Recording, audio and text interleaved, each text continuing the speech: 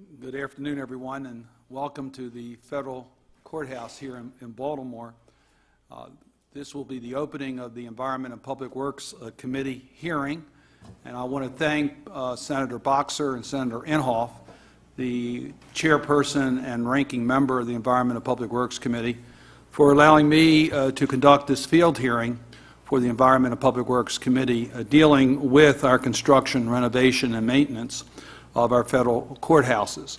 I want to acknowledge the staff from the Environment and Public Works Committee that are here, Allison Cook and Kathy Dendrick, William Hendenberg, and Steve Chapman, representing the Environment and Public Works Committee, and Josh Klein of my staff, who is present.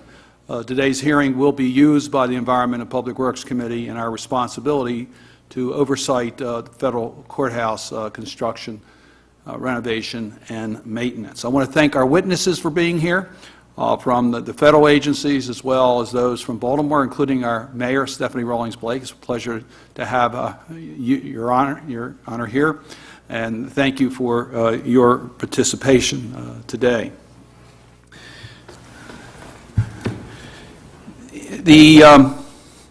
In a May 2010 GAO report, the Government Accounting Office noted that in the 33 new courthouses that were constructed at the federal level since 2000, 3.56 million square feet of unauthorized extra space was actually put in service. These facilities were the report was both critical of the General Services Administration as well as the Administrative Office of the U.S. Courts in the manner in which this additional space was put into service. It was based, according to the GAO report, on faulty assumptions. The assumptions were, quite frankly, that all of the vacancies in the federal judiciary would be filled and the space would be needed. Now, I can tell you, serving in the United States Senate, that's not necessarily realistic assumptions, knowing that there are intentionally times where court positions are held unfilled. The cost of this unauthorized extra space amounted to $135 million of construction cost and $51 million to operate and to maintain. So, starting in 2004, the Administrative Office of the Court initiated some reforms in order to try to deal with some of these cost issues. And at that time, they put priority on the space needs more so than on the security or condition of the building. And I'm going to come back to that point, because the 2 points I want to make from the beginning on dealing with the dealing with the May 2010 GAO report is, one, that it was expensive. Taxpayers' money was spent that could have been spent in a more cost-efficient way. And secondly, it added to, I think, the wrong conclusion. The wrong conclusion being that we should put space needs ahead of adequate needs for our federal bench. And we're going to need to have to deal with that. I want to thank all of those who are at the Edward M. Garmetz Federal Building and Courthouse for allowing us to use this site for this field hearing. I particularly want to acknowledge Felicia Cannon, who's worked very closely with us in regards to the use of this courthouse. This courthouse was constructed in 1976, and it has the dubious distinction of being the cheapest square foot facility constructed of its type. I say that without much pride, because as you travel through this building, you'll see the deficiencies in this building.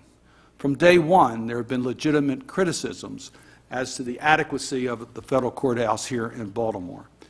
It has a poor relationship to the city itself. By that I mean is that when you design a building that's in an urban center, it should be part of the city. Instead, this building was designed sort of as an island to itself and not incorporated well into the plans of Baltimore City. Secondly, from day one, there was poor acoustics, poor lighting, an awkward courthouse layouts, electrical system failures, the location of the holding cells is not where it should be, the location of the galleries is not where it should be. It's an environmental nightmare when you take a look at its energy consumptions. And since 1998, there have been 11 published reports of problems dealing with the HVAC, plumbing, and the electrical system. The safety of the building's design has also been called into question. It's similar to the federal building that was constructed in Oklahoma City that was the subject of so much devastation as a result of an explosion. There is concern about blast concerns.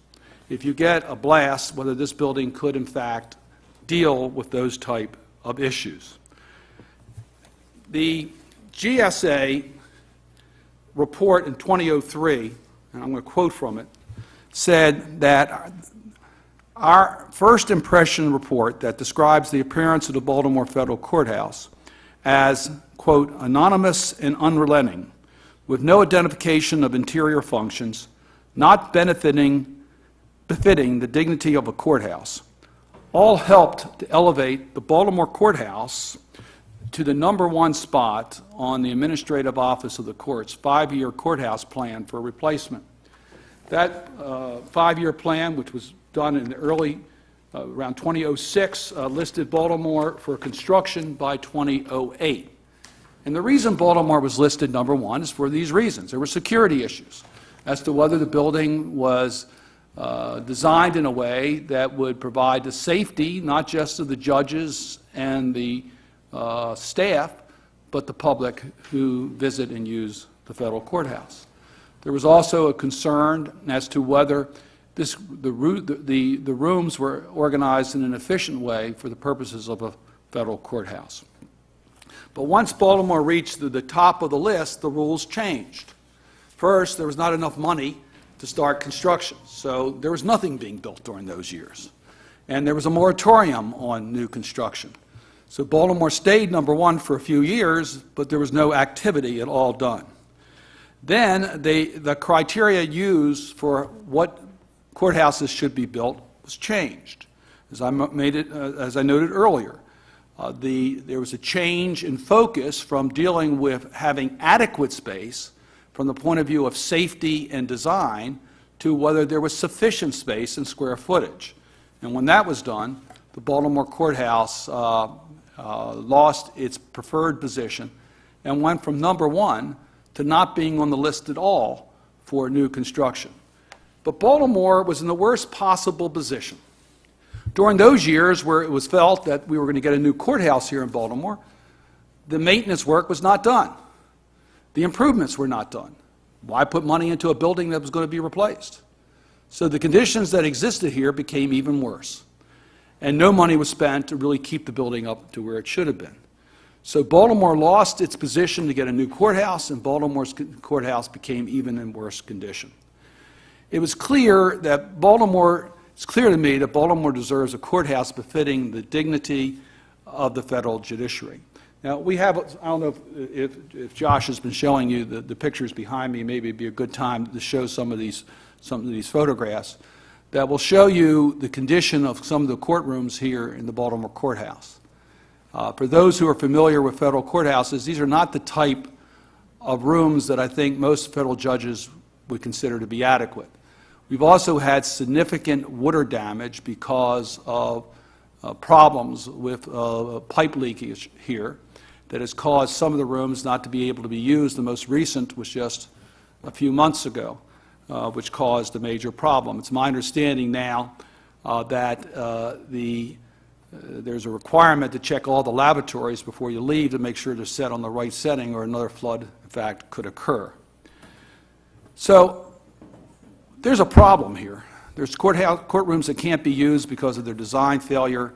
There's heating and air conditioning issues. There's flooding issues. And there is just the concern of safety in the way that this building was designed, and the need to either upgrade it through blast protection improvements, which would be very expensive, or to consider a new courthouse. Now, I think that safety issues should come first, not last. And I think dignified space should be a requirement for our federal bench. I believe we need a new courthouse here in Baltimore, and I have strongly stated that in every forum that I can. But we cannot continue to allow this courthouse to remain in its current condition. That needs to be addressed. And I hope our witnesses will be able to help us understand how we got to where we are today here in Baltimore, and more importantly around the nation, and what we can do to make sure that the public has adequate courthouse space in order for the federal judiciary to be able to perform its critical function for our government.